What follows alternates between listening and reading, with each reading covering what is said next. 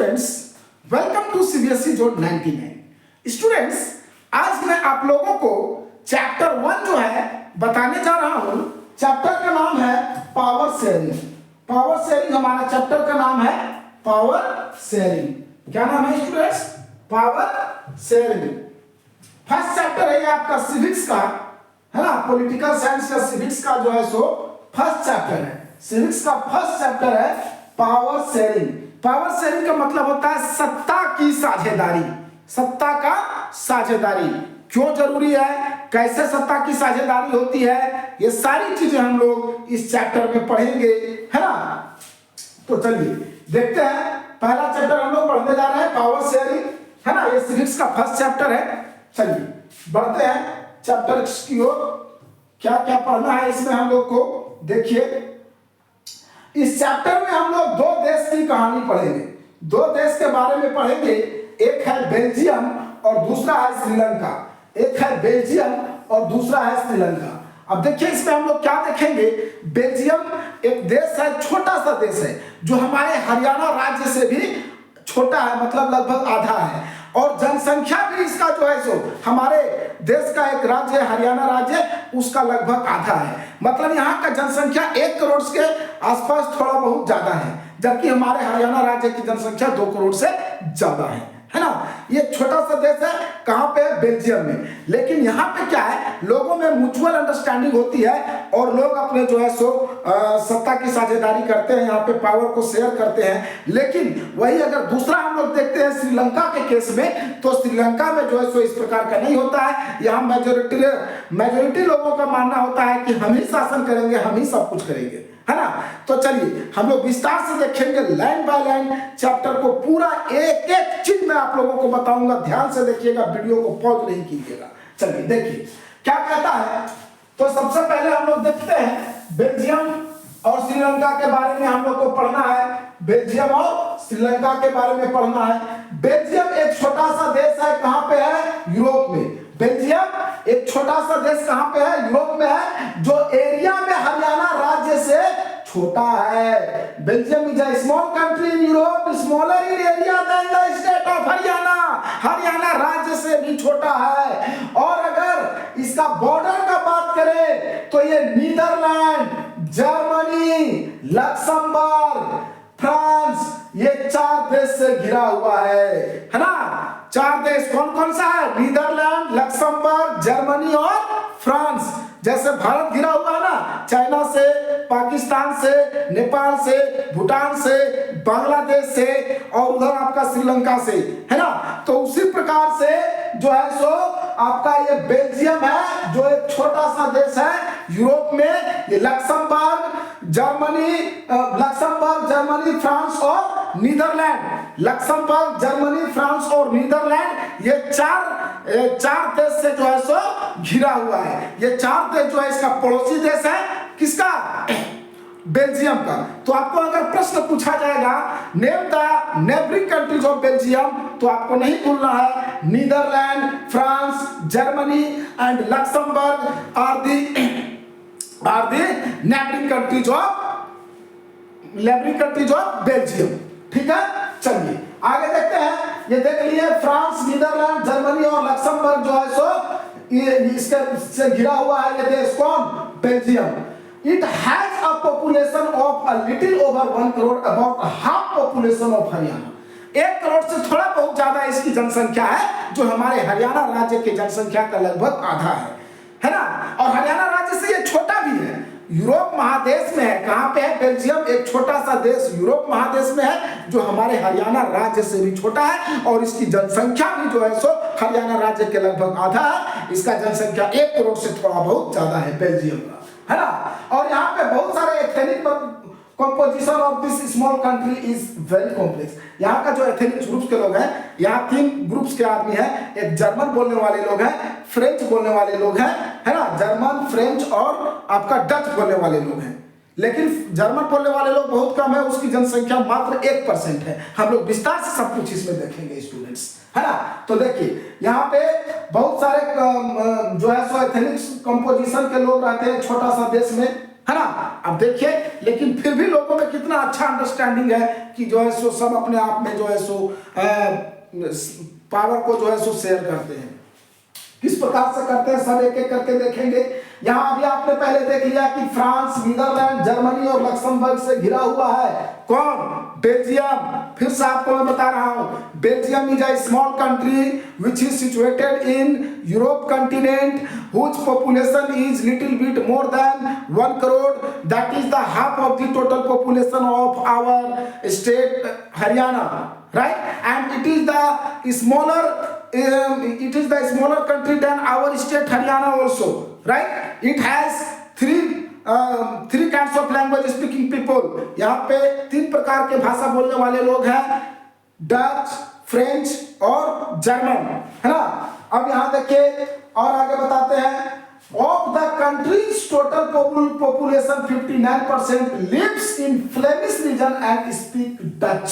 यहाँ देखिए, देश का जो टोटल जनसंख्या है उसका 59% लोग कहाँ रहते हैं? फ्लेमिश रीजन में रहते हैं और डच भाषा बोलते हैं। फ्लेमिश रीजन में रहते हैं और डच भाषा बोलते हैं। हाँ, तो देखिए स्टूडेंट्स, 59% लोग, जो टोटल जनसंख्या है बेल्जियम का 1 करोड़ से थोड़ा बहुत ज्यादा, उसमें से 59% लोग जो है वो डच बोलते हैं और ये लोग फ्लेमिश रीजन में रहते हैं। कौन सा रीजन में? फ्लेमिश रीजन में। तो ये भूलना नहीं है, पूछेगा कि टोटल कितने लोग डच बोलते हैं, तो total 59% of the total population of Belgium speak Dutch and they live in Flemish reason, and 40% of the total population of Belgium speak French and they live in Wallonia region। कहाँ पे रहते हैं? Wallonia region में। कौन लोग Wallonia region में रहते हैं? 40% लोग क्या बोलते हैं? फ्रेंच।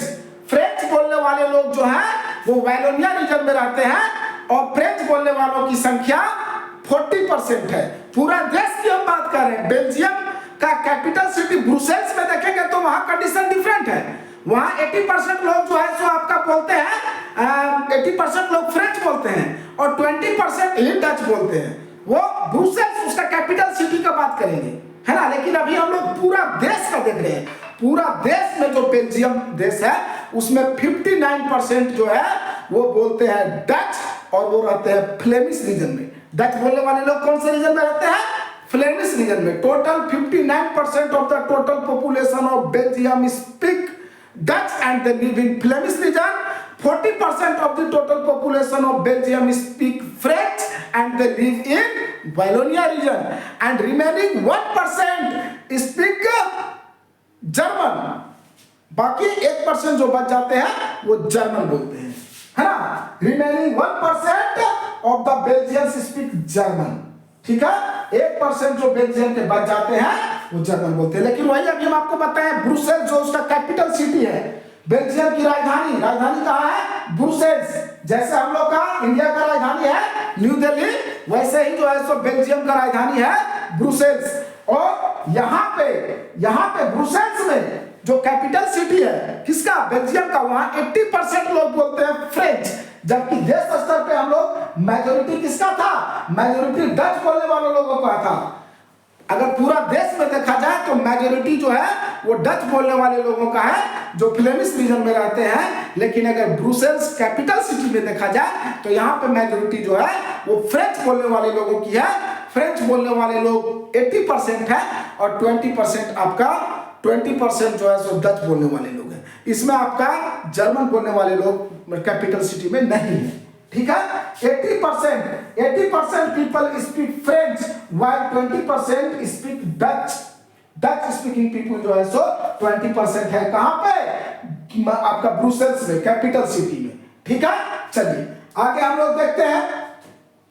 आगे इसमें देखिए क्या कहता है, टू टेंशन डच बोलने वाले लोग हैं, है ना। आगे हम लोग बढ़ते हैं, देखते हैं आगे क्या कहता है। 20% लोग हैं डच बोलने वाले लोग।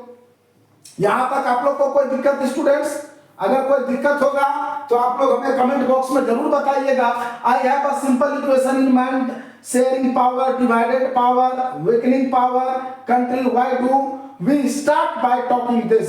ये क्वेश्चन ऐसे पूछ दिया है कि मेरे पास एक इक्वेशन है माइंड में कि sharing power is equal to divided power is equal to weakening the power. Sharing power मतलब शेयरिंग पावर बराबर divided power equal to weakening power. Why do we start by talking of this, है ना, हम लोग क्यों इसको बात करना शुरू करते हैं। चलिए इसको हम लोग आगे देखते हैं।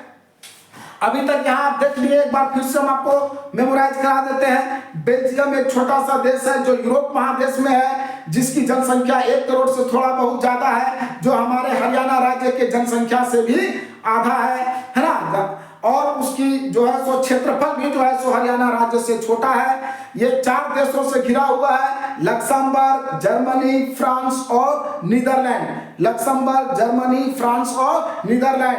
टोटल देश की बात किया जाए तो यहाँ पे 59% लोग डच बोलते हैं और वो लोग फ्लेमिश रीजन में रहते हैं। 40% लोग आपका फ्रेंच बोलते हैं और वो लोग वैलोनिया रीजन में रहते हैं, और बाकी 1% लोग जो है सो जर्मन भाषा बोलते हैं। लेकिन अगर उसका कैपिटल सिटी जो ब्रुसेल्स कैपिटल है, राजधानी है आपका बेल्जियम का, वहां पे अगर हम लोग देखेंगे तो वहां 80% लोग जो है सो फ्रेंच बोलते हैं और मात्र 20% लोग जो है सो डच बोलते हैं, है ना। चलिए अब आगे हम लोग देखिए, the minority French speaking community was relatively rich and powerful. अब देखिए, अब डच बोलने वालों की संख्या देश में ज्यादा जरूर थी, लेकिन वो लोग आर्थिक रूप से कमजोर थे, उतना एजुकेटेड नहीं थे, है ना।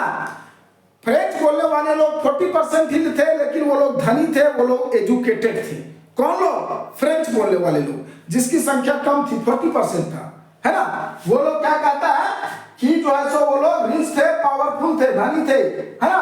किसके अपेक्षा? डच बोलने वालों की अपेक्षा।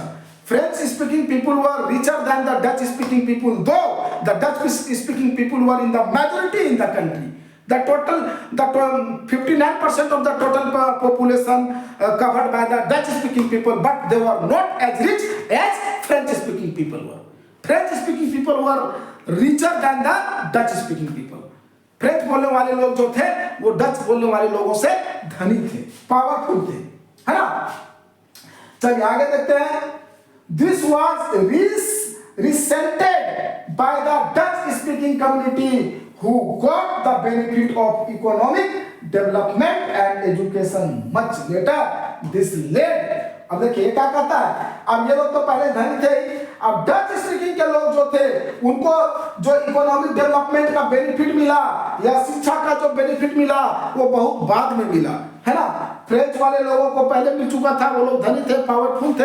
डच बोलने वाले लोगों को जो इसका बेनिफिट मिलता है वो बहुत बाद में मिलता है, जिसके वजह से क्या होता है, दिस लेड टू टेंशन, देखिए क्या कहता है, this led to tension between the Dutch speaking and French speaking communities during the 1950 and 1960। अब देखिए, एक तरफ डच बोलने वालों की संख्या ज्यादा है, दूसरी तरफ फ्रेंच बोलने वालों की संख्या कम है, लेकिन वो लोग धनी है डच बोलने वाले लोगों के अपेक्षा। डच बोलने वाले लोग जो है सो का इकोनॉमिक डेवलपमेंट जो है सो बहुत बाद में होता है, एजुकेशन भी उन लोग के पास बहुत बाद में आता है। लेकिन 1950 तक की अगर हम बात करें, 1950 से 60 के दशक में, तो उस समय जो है सो डच बोलने वाले लोग और फ्रेंच बोलने वाले लोगों के बीच में बहुत सारा टेंशन था। टेंशन क्या था?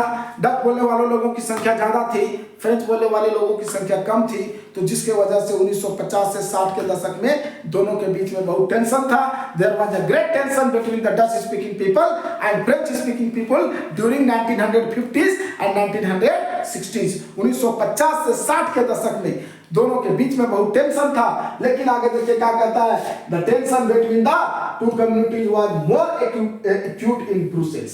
अब ब्रुसेल्स में ज्यादा ही विचित्र था। क्यों?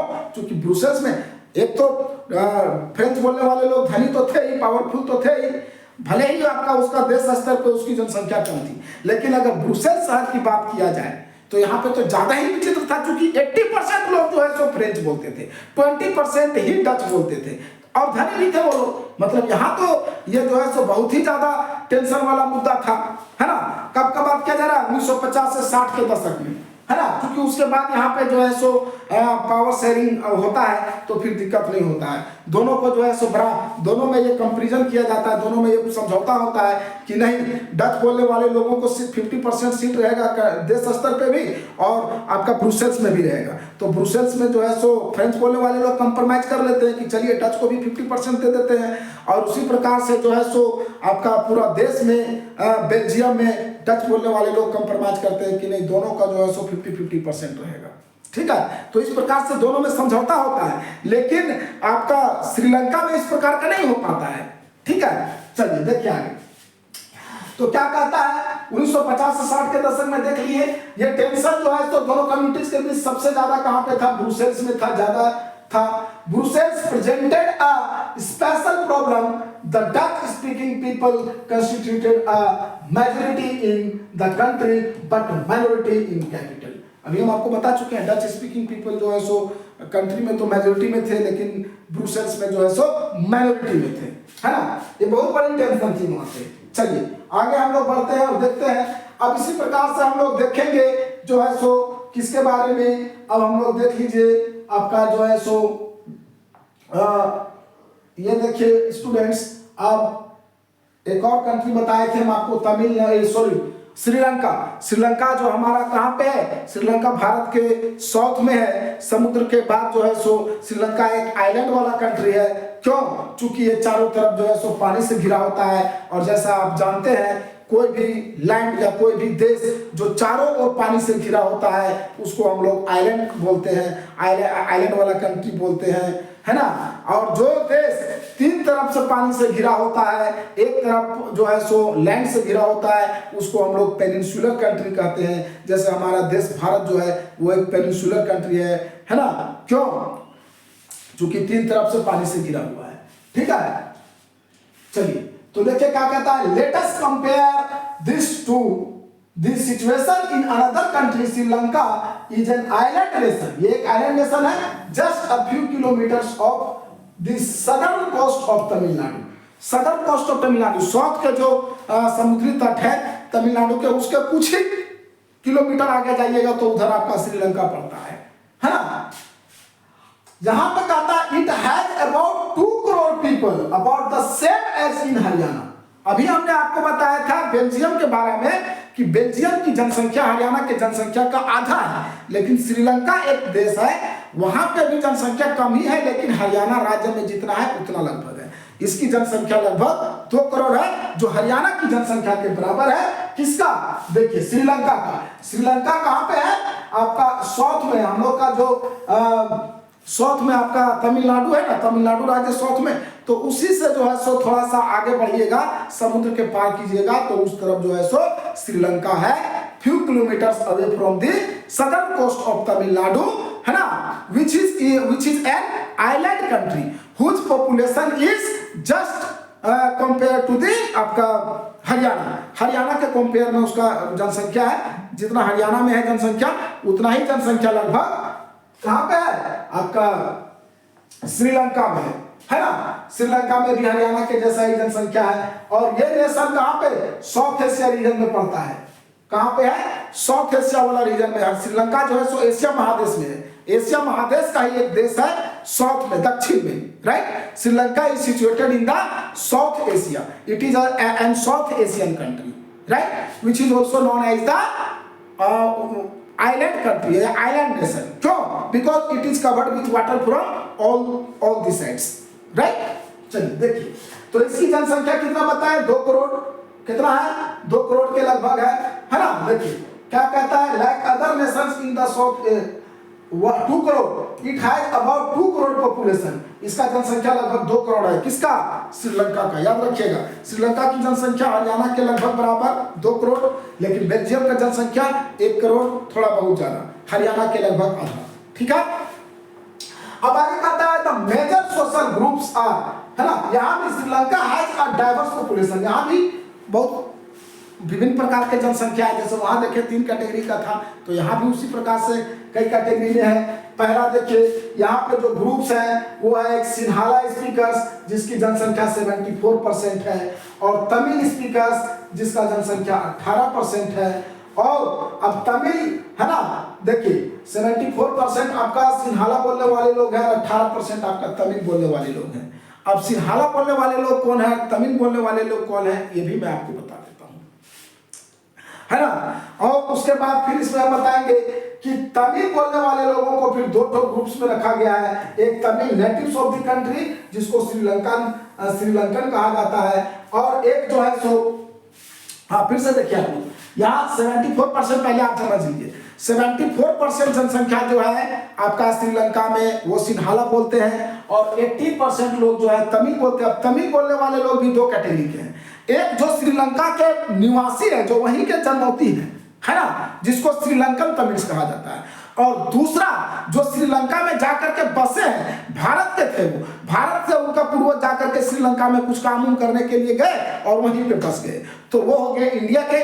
लेकिन जैसे भारत में होता है ना एंग्लो इंडियन मतलब जो अंग्रेज आया था इंग्लैंड से और आके यहीं बस गया, तो उसी प्रकार से इंडिया से भी लोग गए थे काम करने श्रीलंका और वहीं पे बस गए, तो उनको कहा जाता है आपका इंडियन श्रीलंकन, है ना। तो टोटल 80% में 2 कैटेगरी है, एक आपका है तमिल, आपका 2 ग्रुप्स में बांटा गया है तमिल बोलने वाले लोग को। तमिल बोलने वालों की संख्या फिर से याद रखिएगा 18%, 74% of the total population of Sri Lanka speak Sinhala, whereas 18% of the total population of Sri Lanka speak Tamil. The people who speak Tamil, they are further divided into 2 groups, है ना। क्या क्या, एक native people of the Sri Lanka, they are known as the Tamil Sri Lankan, and the people who have been shifted from India to Sri Lanka, they are known as Indian Tamils. They also speak Tamil, है ना। तो इसको 2 category बांटा गया, इसके बारे में हम लोग देखेंगे। Community and region of Belgium, है ना, बेल्जियम का कम्युनिटी और रीजन यहाँ पे आपको फिगर से भी दिखाया गया है। यहाँ तक आप समझ गए होंगे स्टूडेंट्स, अगर कोई कंफ्यूजन होगा तो आप कमेंट बॉक्स में हमें जरूर कमेंट कीजिएगा, मैं फिर से आप लोगों को समझाऊंगा। 74% लोग बोलते हैं सिन्हाला, 18% लोग बोलते हैं तमिल। अब तमिल बोलने वाले लोगों को फिर 2 ग्रुप्स में बांटा गया है, एक श्रीलंका के जो नेटिव्स लोग हैं, जो वहीं पे बसिंदा है, वहीं के जन्मौती है, और दूसरा जो लोग इंडिया से जाकर के बसे हैं। अब देखिए, अब ये एक फिगर बनाया गया है, कहाँ, श्रीलंका का, श्रीलंका सॉरी, ये आपका बेल्जियम का है। ये बेल्जियम देश का जो है सो क्या है, बेल्जियम देश का मैप है, जैसे आप लोग इंडिया का भी मैप देखे होंगे। अब देखिए, ये ब्रुसेल्स सिटी है, ये वाला जो एरिया है ये ब्रुसेल्स सिटी है। यहाँ पे जो है सो आपको हम बताए थे 80% लोग बोलते हैं, 80% लोग क्या बोलते हैं ब्रुसेल्स में, ये वाला क्षेत्र में 80% लोग बोलते हैं डच, और 20% लोग बोलते हैं, सॉरी 80% लोग बोलते हैं फ्रेंच, और 20% लोग बोलते हैं डच ब्रुसेल्स में। और ये वाला सिर्फ छोटा सा एरिया, बस 1% लोग जो है, ये 1% है, 1% ये लोग जो है ये बोलते हैं आपका जर्मन। ये जर्मन बोलने वाले लोगों की संख्या है, जर्मन ये लोग बोलते हैं। बस इतना ही एरिया जो है सो जर्मन बोलने वाले लोग का, ये ब्रुसेल्स है। और ये वाला जो एरिया है, सबसे ज्यादा एरिया जो देख रहे हैं, है ना, ये वाला एरिया, ये आपका क्या बोलते हैं यहाँ पे लोग जो है सो ये फ्रेंच बोलने वाले लोगों का है। देखिए सबसे ज्यादा संख्या यहाँ पे देखिए, ये वाला पीला वाला सबसे ज्यादा दिख रहा है, ये 59% है, 59% है। यहाँ पे आपका डच बोलने वाले लोग हैं, और ये आपका जो है सो ये आपका 40% है। यहाँ पे लोग फ्रेंच बोलने वाले लोग हैं। कौन से बोलने वाले लोग, फ्रेंच बोलने वाले लोग। ध्यान से देख लीजिए, फ्रेंच स्पीकिंग पीपुल ये वाला एरिया है, ये लाल वाला एरिया में फ्रेंच बोल रहे हैं। ये जो डैश डैश दिया हुआ है ये आपका जो है सो जर्मन बोलने वाले लोग हैं, और ये टोटल जो है सो डच बोलने वाले लोग हैं। क्योंकि डच बोलने वालों की संख्या देश स्तर पे ज्यादा है, तो देख लीजिए, मैप भी आप लोग कंफ्यूज नहीं कीजिएगा। अगर इस प्रकार से मैप दे देगा, आप पूछेगा ब्रुसेल्स कहाँ पे है, तो आप बता दीजिएगा यहाँ पे ये वाला क्षेत्र अगर इंडिकेट किया जाएगा तो बताइएगा कि ये लोग, ये जो है सो डच बोलने वाले लोग हैं, और ये सॉरी ये आपका फ्रेंच बोलने वाले लोग हैं, और ये डच बोलने वाले लोग हैं, और ये जो है सो जर्मन बोलने वाले लोग हैं, है ना।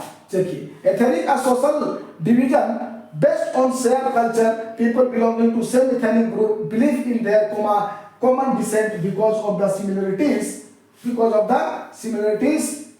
of physical type of culture or both they needed. देखिए ये एक बताया गया है, एक डिफिनेशन दिया गया है एथनिक क्या होता है, मतलब जो एथनिक का डिफिनेशन दिया गया है, एक सोशल डिवीजन है, social division based on shared culture, a social division based on shared culture.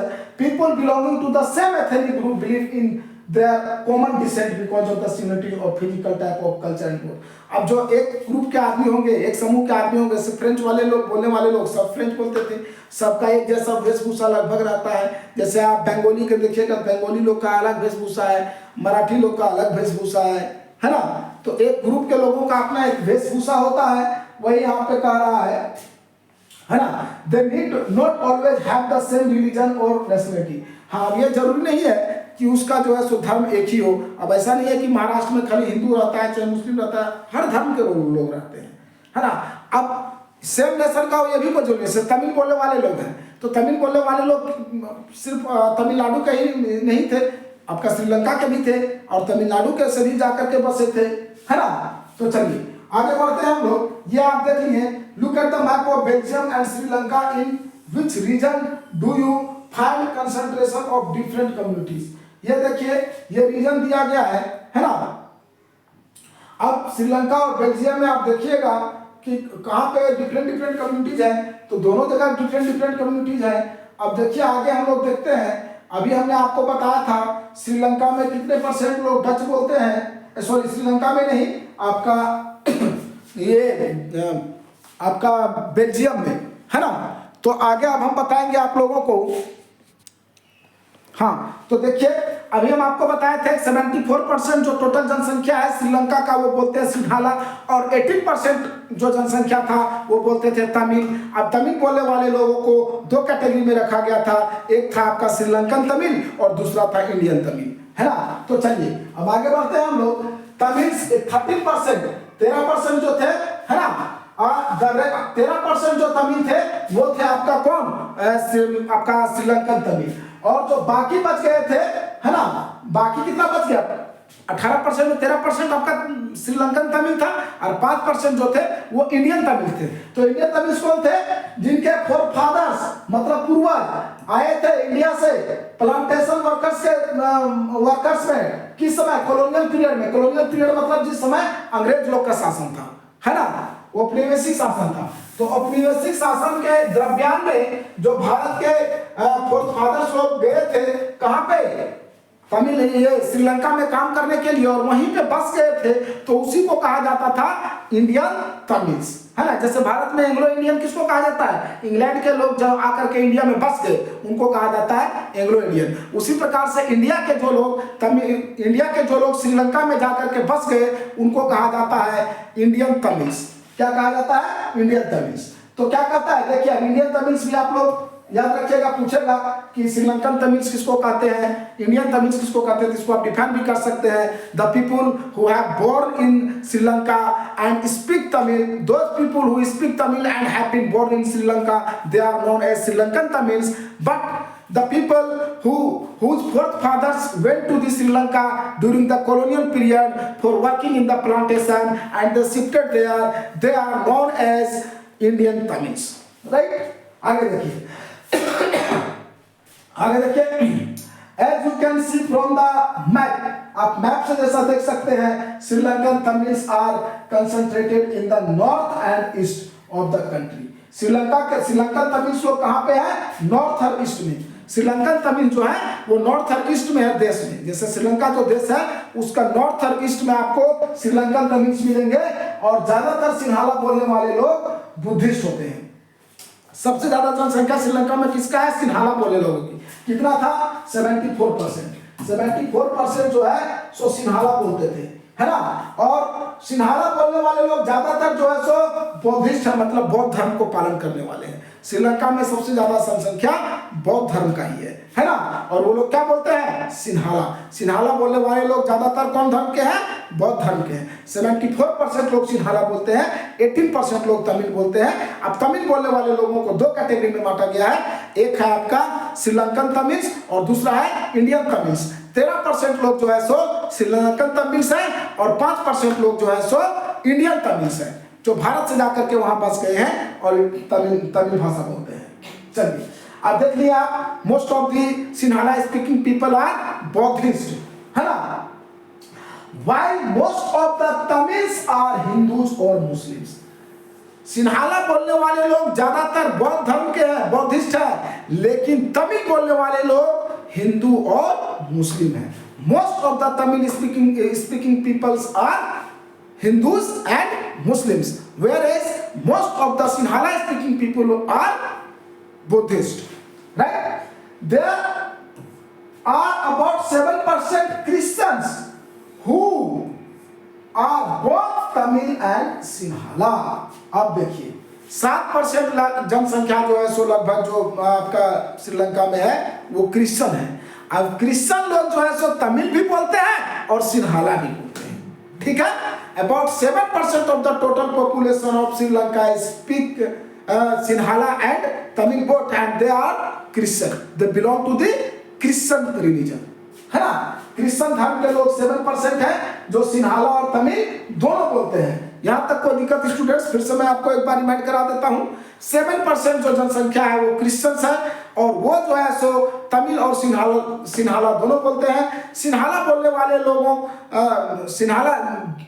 वाले लोगों की जनसंख्या जो है सो सबसे ज्यादा जनसंख्या बौद्ध धर्म का है ना, मतलब बौद्ध धर्म के लोग सबसे ज्यादा सिन्हाला बोलते हैं। और अगर हम लोग तमिल की बात करें तो हिंदू और मुस्लिम धर्म के लोग सबसे ज्यादा तमिल बोलते हैं, है ना। Most of the Tamils are speaking by Hindu and Muslim, and Sinhala is speaking mostly by the Buddhist, right?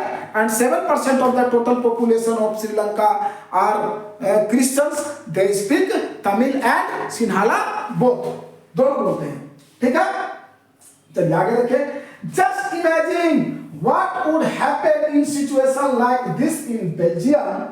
The Dutch community could take advantage of this of its numeric majority and force its will on the French and German speaking people। अब देखिए, आप कल्पना कीजिए कि अगर Belgium के जैसा यहाँ स्थिति होता, डच बोलने वाले लोगों की संख्या ज्यादा होती और वो लोग अपनी ज्यादा संख्या का फायदा उठाना चाहते, तो क्या होता फ्रेंच और जर्मन बोलने वाले लोगों के साथ। अगर डच बोलने वाले लोगों की संख्या ज्यादा था, 59% था बेल्जियम में, अगर वो लोग अपने मेजोरिटी का पावर का फायदा उठाना चाहते तो फ्रेंच बोलने वाले लोग और जर्मन बोलने वाले लोगों के साथ क्या होता, इसकी आप कल्पना कीजिए, है ना। तो क्या होता, this would push the conflict among communities further. ये कम्युनिटीज में जो है सो क्या करता, जो है सो इससे क्या होता, दोनों में टेंशन उत्पन्न होता, है ना, विवाद आ जाता, कॉन्फ्लिक्ट विवाद। ये लोग के बीच में जो है सो ये अलग अलग जो 3 ग्रुप के लोग थे, डच, फ्रेंच और जर्मन बोलने वाले लोग, इसके बीच में विवाद उत्पन्न हो जाता। This could lead to a very massive partition of the country. इससे क्या होता कि देश कई टुकड़े में बढ़ जाता। डच बोलने वाले लोग का अलग देश बन जाता, फ्रेंच बोलने वाले लोग का अलग देश बन जाता। जैसे आप देखे होंगे पाकिस्तान से बांग्लादेश बना था, बांग्ला बोलने वाले लोगों का एक अलग देश ही बन गया था, है ना। आगे कहता है, तो इससे क्या होता है कि पार्टीशन हो जाता, हर भाषा के लोग अपना अपना अलग अलग देश का डिमांड कर देते। Both the sides would claim control over Brussels, और दोनों साइड से जो है सो ब्रुसेल्स के ऊपर जो है सो क्या होता, क्लेम किया जाता कि ब्रुसेल्स हम रखेंगे। डच बोलने वाले लोग कहते हैं हम रखेंगे, फ्रेंच बोलने वाले लोग कहते हैं हम रखेंगे, जर्मन बोलने वाले लोग तो थे ही नहीं वहां पे, है ना। तो कहता है in Sri Lanka the Sinhala community enjoyed as even bigger majority and could impose its will on the entire country। अब देखिए क्या करता है यहाँ पे, तो ऐसे देखिए बेल्जियम में तो मामला सुलझ जाता है, लेकिन श्रीलंका में नहीं सुलझता है, बहुत दिक्कत होता है श्रीलंका में। अब जो सिन्हाला बोलने वाले लोग थे, इनका कहना था कि हमारी संख्या ज्यादा है, हम ही राज करेंगे, हम जो कहेंगे वही होगा और हमारा ही भाषा थोपा जाएगा पूरे देश में, हमारा ही भाषा हर जगह चलेगा, है ना। ये आपका जो है सो क्या बोलते हैं, ये आपका सिन्हाला बोलने वाले लोगों का थिंकिंग था, है ना। Now let us look at what happened in both this countries. अब हम लोग विस्तार से देखेंगे कि ये दोनों कंट्रीज में क्या होता है, पावर शेयरिंग होता है कि नहीं होता है, और होता है तो कैसे कैसे होता है, इसको हम लोग विस्तार से देखेंगे स्टूडेंट्स।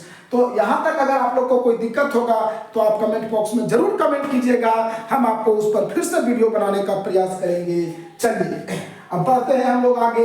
यहाँ तक अब मैं आशा करता हूँ कि आप लोग समझ गए होंगे, है ना। फिर से एक बार रिमाइंड करा देता हूँ, श्रीलंका में टोटल 74% लोग सिन्हाला बोलते थे, 18% लोग तमिल बोलते थे, 18% में 13% लोग जो थे वो श्रीलंकन तमिल थे, और 8% लोग जो थे 13% लोग जो थे वो श्रीलंकन तमिल थे, और जो है सो आपका 5% लोग जो थे वो आपका इंडियन तमिल थे, और वहाँ पे 7% जनसंख्या जो था वो क्रिश्चियन था, जो तमिल और सिन्हाला दोनों भाषा बोलते थे, है ना। चलिए अब बढ़ते हैं हम लोग आगे। आगे देखिए मेजोरिटिज्म इन श्रीलंका। अब श्रीलंका में अभी हम आपको दिखाए थे, जो आपको किसका दिखाए थे, आपको हम फिगर दिखाए थे, इसका किसका फिगर दिखाए थे आपको हम, बेल्जियम का मैप दिखाए थे। उसी प्रकार से देखिए ये श्रीलंका का मैप है, श्रीलंका का मैप है, एथनिक कम्युनिटीज ऑफ श्रीलंका।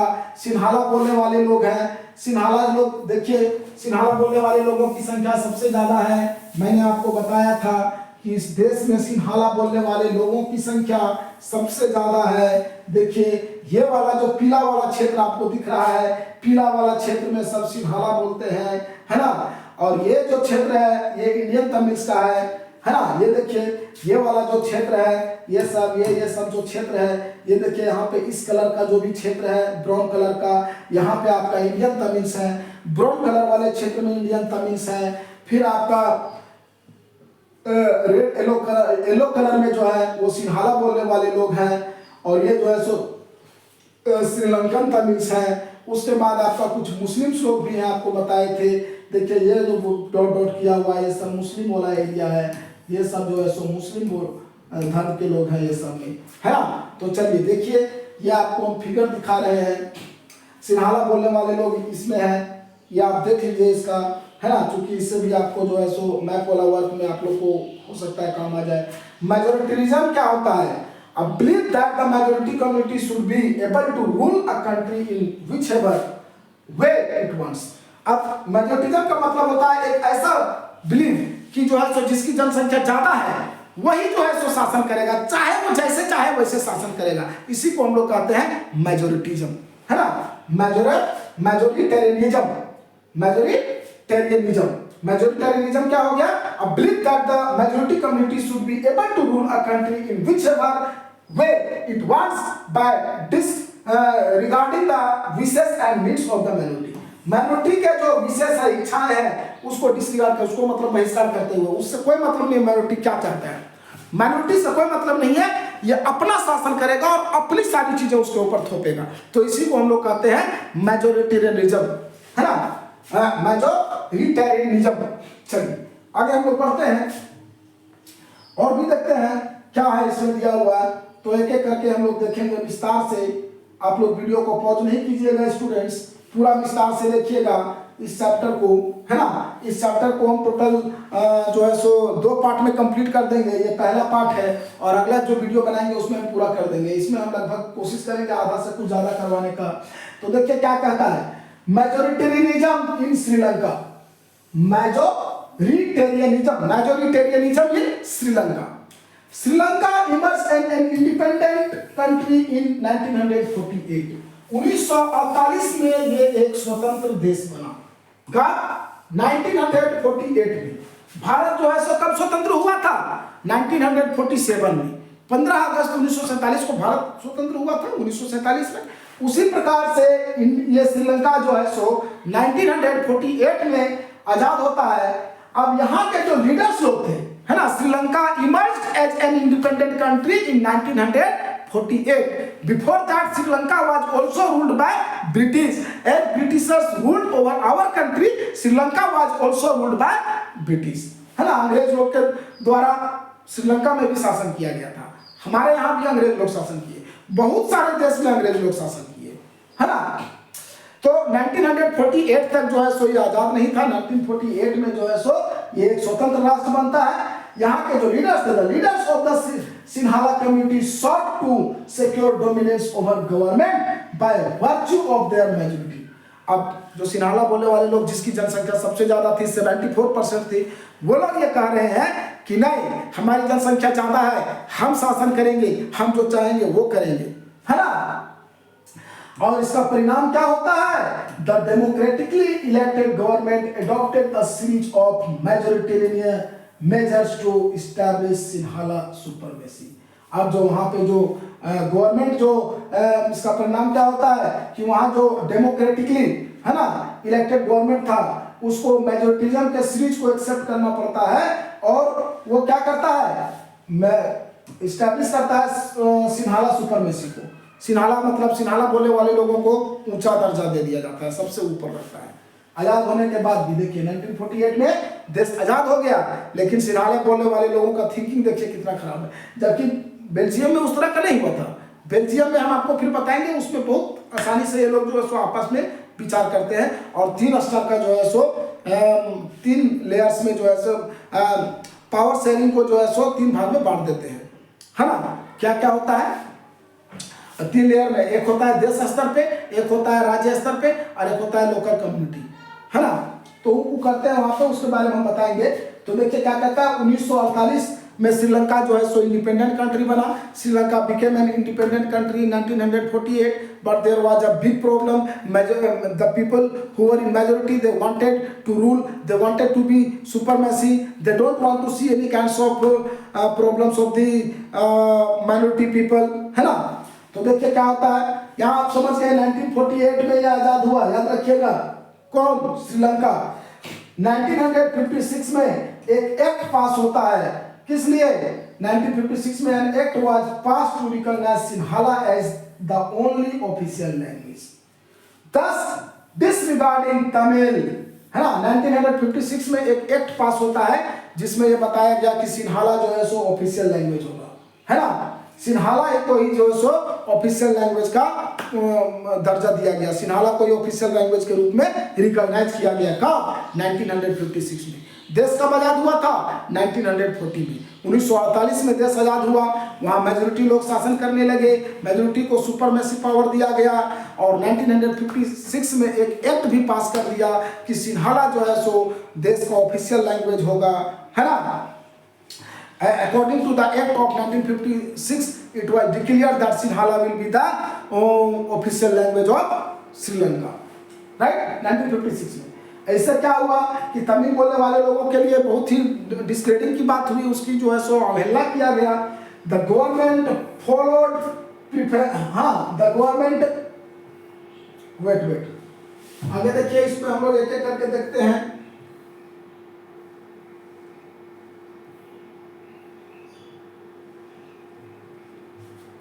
यहां तक आप समझ गए थे। 1948 में श्रीलंका जो है सो एक इंडिपेंडेंट कंट्री बनता है, और 1956 में जो है सो एक एक्ट पास किया जाता है जिस जो ये रिकॉग्नाइज करता है कि सिन्हाला ही जो है सो ऑफिशियल लैंग्वेज होगा। इस प्रकार से तमिल लोग को जो है सो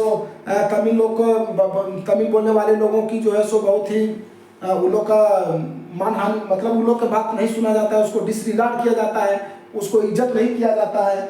और तब गवर्नमेंट जो है so the government followed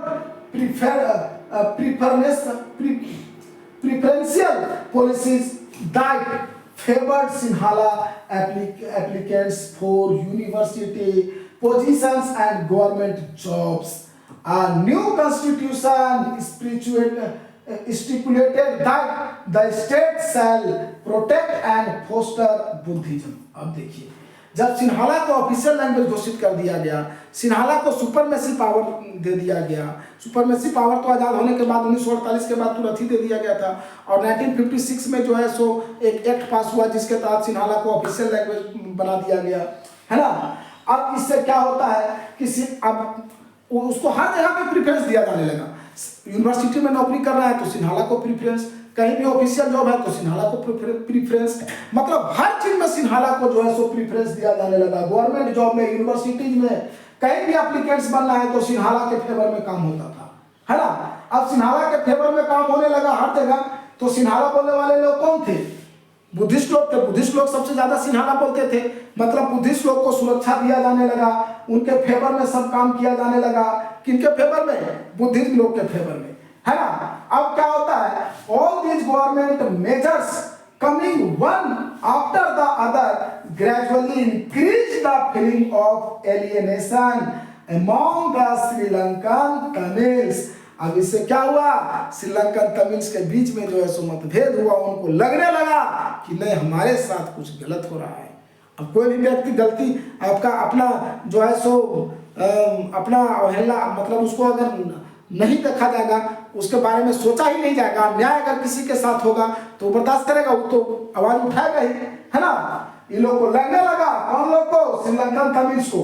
they felt none of the major political parties led by Buddhist Sinhala leaders was sensitive to that. अब देखिए, इन लोग को लगने लगा कि कोई भी, है ना, they felt that none of the major political parties led by Buddhist, कोई भी पॉलिटिकल पार्टी जो है सो बुद्धिस्ट के द्वारा लीड नहीं किया जाएगा, ऐसा ये लोग महसूस करने लगे, है ना। Sinhala leaders was sensitive to their, Sinhala leader लोग सेंसिटिव थे, किस लिए?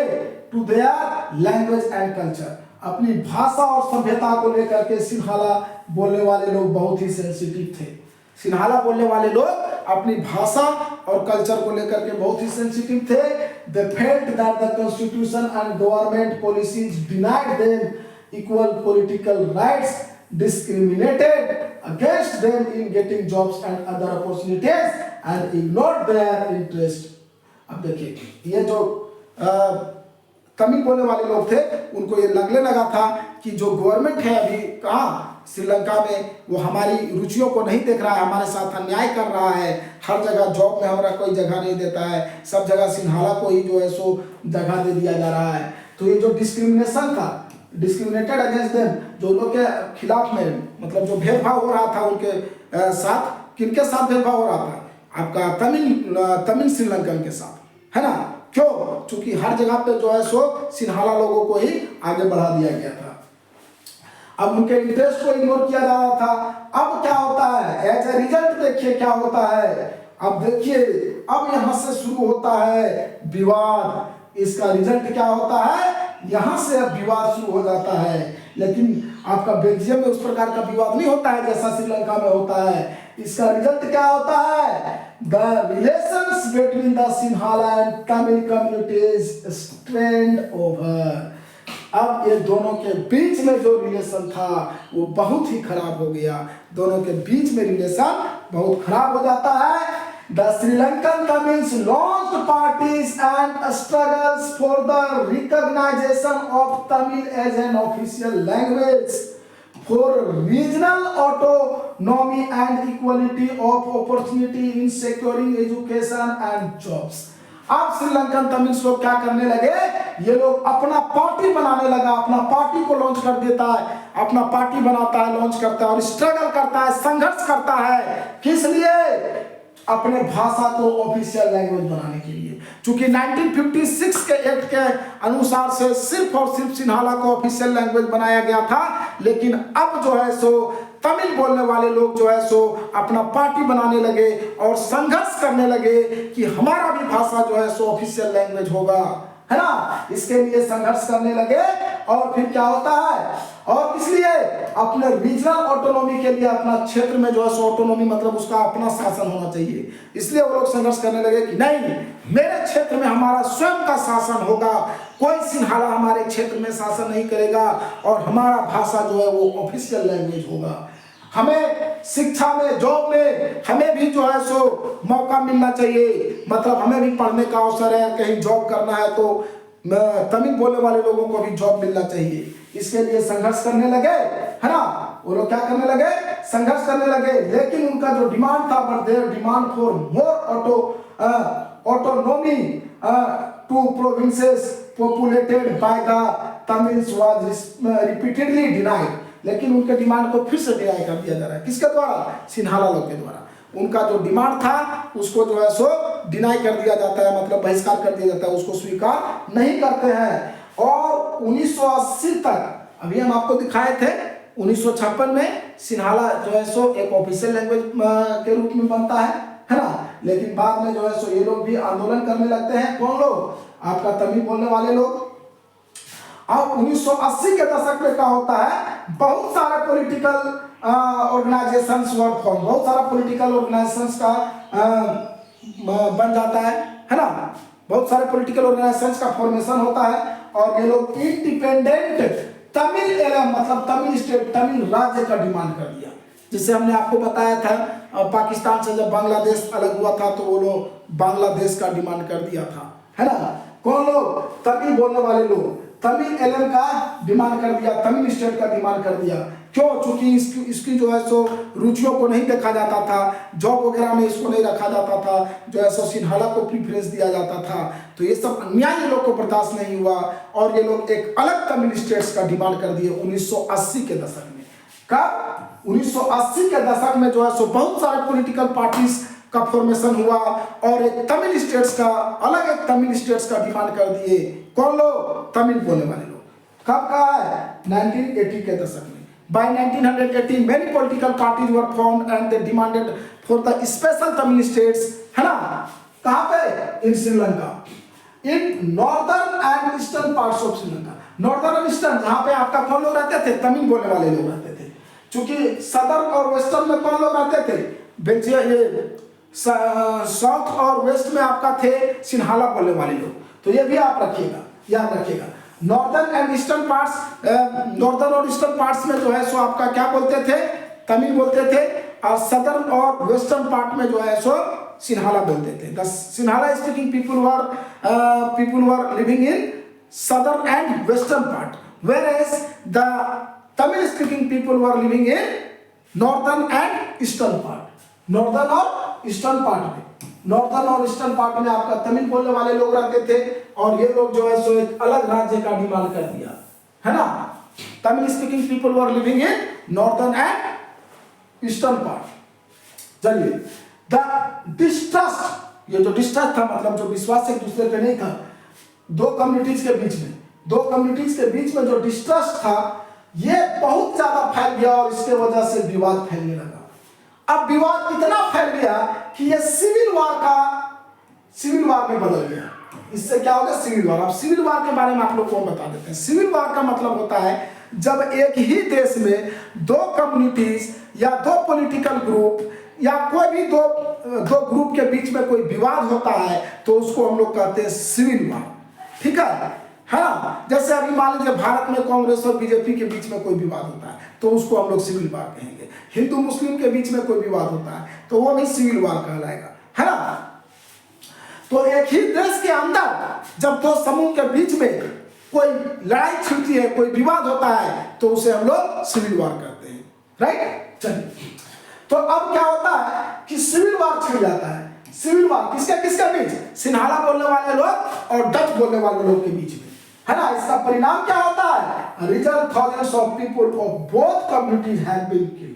हजारों आदमी दोनों कम्युनिटीज के मारे जाते हैं सिविल वार जब छिड़ता है तो। 1980 के दशक में बहुत सारे पॉलिटिकल पार्टीज का गठन किया गया और नॉर्थ ईस्टर्न पार्ट में जो है सो जहां तमिल बोलने वालों की संख्या थी वो एक अलग स्टेट का डिमांड कर दिया। कहां पे? नॉर्थ ईस्टर्न पार्ट में, है ना। और इसके वजह से क्या होता है कि दोनों में जो है सो टेंशन और ज्यादा बढ़ जाता है और सिविल वार छिड़ जाता है, जिसके वजह से दोनों साइड से हजारों आदमी मारे जाते हैं। बहुत सारे फैमिली जो है सो many families were forced to leave the country as refugee and many more lost their livelihoods. अब देखिए, बहुत सारे अब लड़ाई छिड़ा, मरा दोनों ओर से आदमी, बहुत सारे परिवार को जो है सो देश छोड़ करके भागना पड़ा, है ना। और कहीं जाकर के रिफ्यूजी मतलब होता है शरणार्थी, जो किसी जब कोई एक देश से दूसरे देश में जाकर के बसता है तो उसको हम लोग रिफ्यूजी कहते हैं, है ना। और बहुत सारे लोगों को अपने जीवन से हाथ भी धोना पड़ा। The civil war has caused a terrible setback to the social, cultural and economic life of the country. अब देश में इससे जो है सो सामाजिक, आर्थिक और राजनीतिक क्षेत्र में देश बहुत पीछे चला गया। लड़ाई होगी तो स्वतः आपका देश जो है सो बर्बाद होगा, आर्थिक रूप से कमजोर होगा, धार्मिक रूप से सांस्कृतिक रूप से कमजोर होगा, है ना, सामाजिक रूप से कमजोर होगा। और ये जो है सो लड़ाई 2009 में लास्ट में खत्म होता है।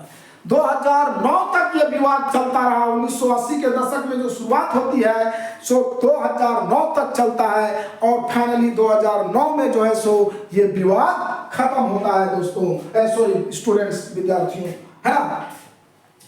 हाँ, तो ये समझ गए आप। 2009 में जो है सो सिविल वार जो है सो श्रीलंका में फाइनली खत्म होता है। कब खत्म होता है? 2009 में। लेकिन बेल्जियम के केस में इस प्रकार के नहीं होते हैं, वहां पे इस प्रकार का लड़ाई खून खराबा नहीं होता है ना। 2009 में जो है सो क्या हो गया, ये इंड होता है। किसका इंड होता है? लड़ाई का, है ना। किसके किसके बीच? सिन्हाला बोलने वाले लोग और तमिल बोलने वाले लोगों के बीच में। हाँ, तो चलिए अब देखिए इसमें क्या कहता है। सिविल वार का अभी हम डिप्रेशन बताए थे, जब एक ही देश के में जो है सो ओपोजिंग ग्रुप्स या ओपोजिट पार्टीज के बीच में, दो ग्रुप्स के बीच में कोई विवाद होता है तो उसे हम लोग सिविल वार कहते हैं, है ना। A violent conflict between opposing groups within a country that becomes too intense that it appears like a war, है ना। जब दो ग्रुप के बीच में कोई विवाद होता है और ये इतना बढ़ जाता है कि ये वार के रूप में फैल जाता है, मतलब ये इसको वार के रूप में देखा जाता है। युद्ध में जब कोई दो ग्रुप के बीच में विवाद बढ़ जाता है तो इसे हम लोग सिविल वार कहते हैं। A violent conflict between opposing groups within the country that becomes so intensive that it appears like a war, then it is called civil war. Now we will see accommodation in Belgium. अभी हम लोग देखें आपका श्रीलंका का, अब हम लोग देखेंगे बेल्जियम का। अब बेल्जियम में क्या है एकोमोडेशन, देखिए बेल्जियम की कहानी अब हम लोग देखते हैं। हम आपको पहले बताए थे कि बेल्जियम में श्रीलंका के जैसा नहीं हुआ था। देखिए बेल्जियम में क्या होता है, बेल्जियम दूसरे तरह से जो है सो सिचुएशन को हैंडल करता है। वहां खून खराबा सिविल वार नहीं होता है, जिस प्रकार से सिविल वार श्रीलंका में हुआ जो 2009 में खत्म हुआ फाइनली, वो आपका बेल्जियम में नहीं होता है। द बेल्जियम लीडर्स टूक अ डिफरेंट पाथ, यहाँ के लोग जो है सो अलग तरीका अपनाते हैं। ये लोग क्या करते हैं, they recognise the existence of regional differences and cultural diversities. वो लोग रीजनल डिफरेंस और कल्चरल डाइवर्सिटी को रिकॉग्नाइज करते हैं, है ना, उसको रिकॉग्नाइज करते हैं। और क्या करते हैं, 1970 से 93 के दशक में वो लोग जो है सो they amended their constitution 4 times so as to work out an arrangement that would enable everyone to live together within the same country. 1970 से 93 के दशक में वो लोग अपने जो है सो संविधान में सुधार करते हैं, और एक बार नहीं बहुत बार, है ना। देखिए 1970 से 93 के बीच में 4 बार वो लोग जो है सो संविधान में सुधार करते हैं, 4 बार अमेंडमेंट करते हैं कॉन्स्टिट्यूशन में, राइट। फ्रॉम 1970 टू 1933 कौन लोग आपका जो है सो बेल्जियम में लीडर्स लोग, the Belgium leaders took the different path than the Sri Lankan leaders.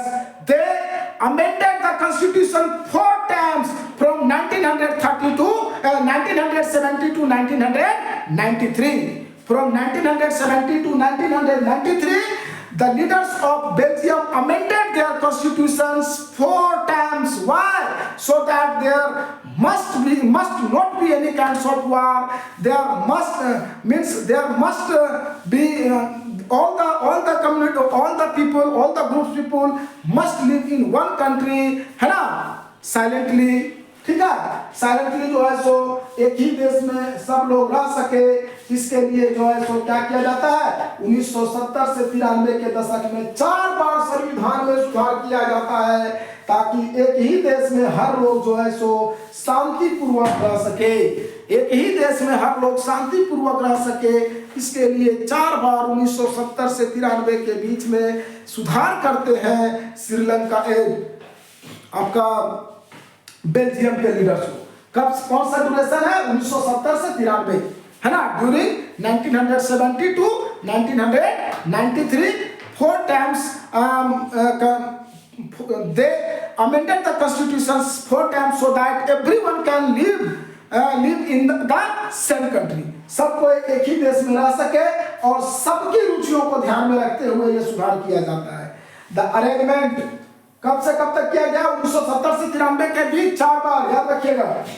The arrangement they work out is different from any other country and is very innovative. Here are some of the elements of the Belgian model. यहाँ पे कुछ elements है Belgium model का, जो लोग सुधार किए country में, जो लोग अपने देश में जो संविधान बनाए, जो सुधार किए, वो अन्य देश से जो है सो बहुत ही अलग है और वो बहुत ही इनोवेटिव है ना। अब क्या क्या किए वो देखिए, यहाँ पे दिया हुआ है ना। देखिए पहला क्या किया, constitution prescribes that the member of Dutch and French speaking ministers shall be equal in the central government. Some special laws require the support of majority of members from each linguistic groups. Thus, no single community can make decisions unilaterally. अब देखिए क्या कहता है, देखिए यहाँ पे संविधान इस प्रकार से तैयार किया गया ताकि लोगों के बीच नहीं विवाद हो। अब देखिए क्या कहता है, हम बताए थे कि मिनिस्ट्रियल में जो है सो दोनों का पद समान होगा। जितना डच बोलने वाले लोगों को सीट मिलेगा उतना ही फ्रेंच बोलने वाले लोगों को मिलेगा। तो क्या कहता है, constitution prescribes that the number of Dutch and French speaking ministerial shall be equal in the central government. Central government में दोनों का जो है सो मिनिस्ट्रियल पोस्ट जो होगा वो एक समान होगा। और वही चीज जो है सो आपका ब्रुसेल सिटी, आपका कैपिटल सिटी में भी लागू किया गया। और कुछ स्पेशल कानून बनाया गया, कुछ स्पेशल लॉ कानून की जरूरत थी। किस लिए require the support of majority of members from each linguistic groups.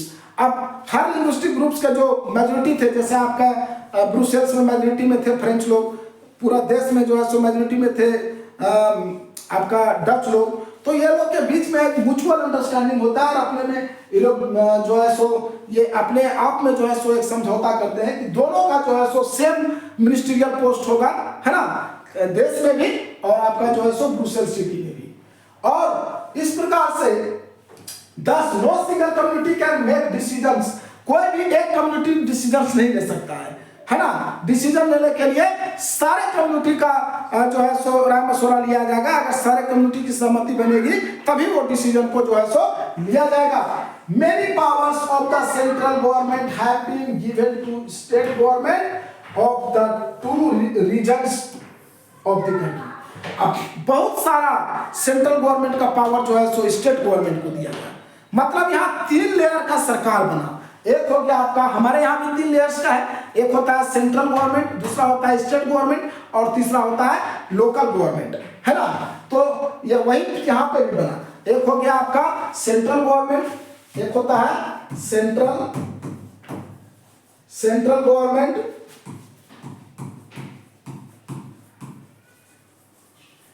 दूसरा होता है state government,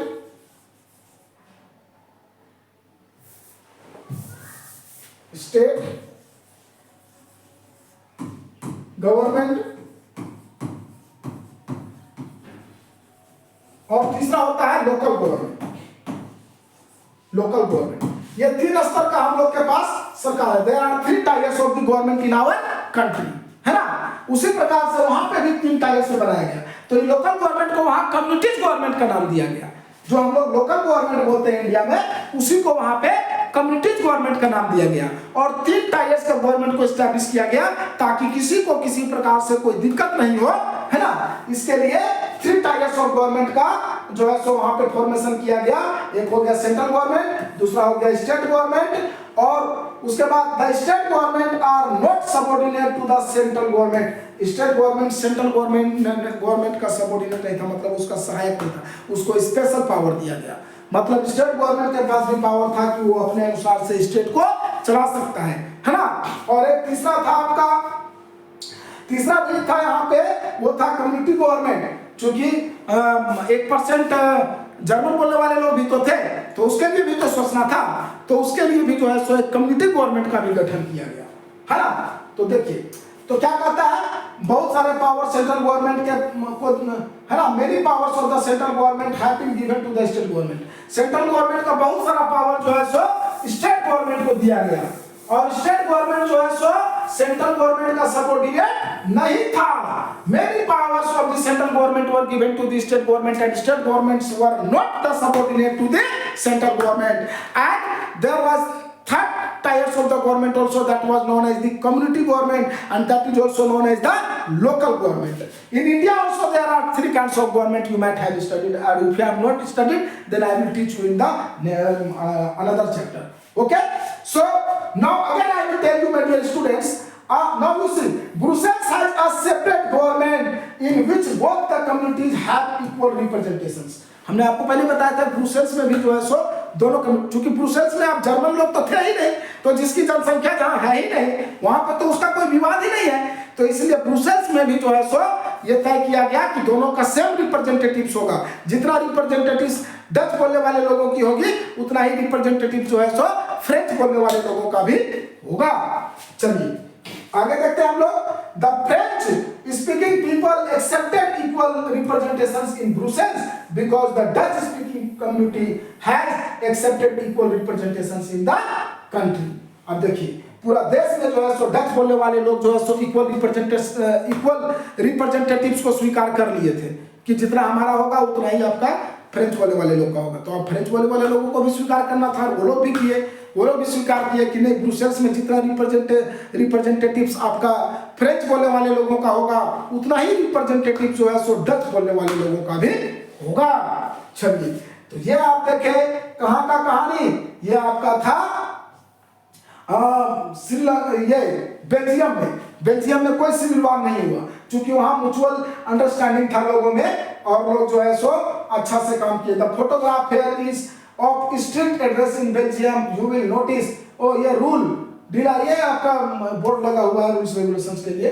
place names and directions in to languages French and Dutch, French और डच दो भाषा में जो है सो लिखा गया है। चलिए आगे हम लोग बढ़ते हैं।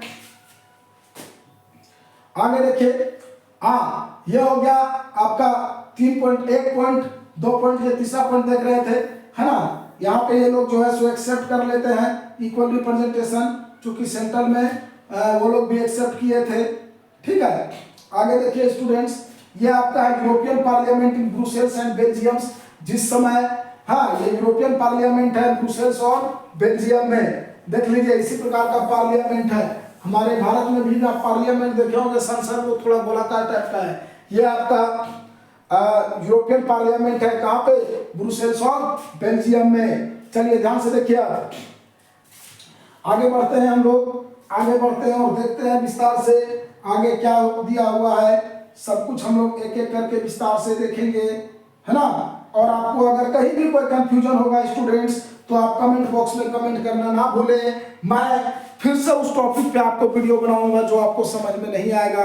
मैं प्रयास करूंगा कि आपको हर एक चीज अच्छी से समझा दूं ताकि आप अच्छा इसको अपने एग्जाम में कर सके।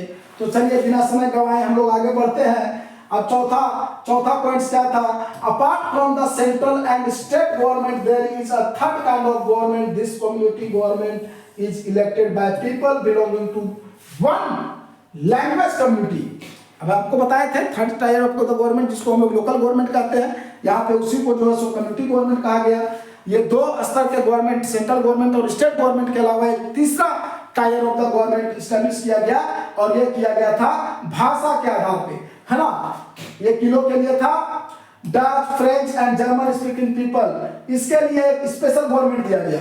और यहाँ कोई matter, no matter where they live, ये कोई मैटर नहीं करता है कि वो कहाँ रहते हैं, है ना। This government has the power regarding cultural, educational and languages related issues.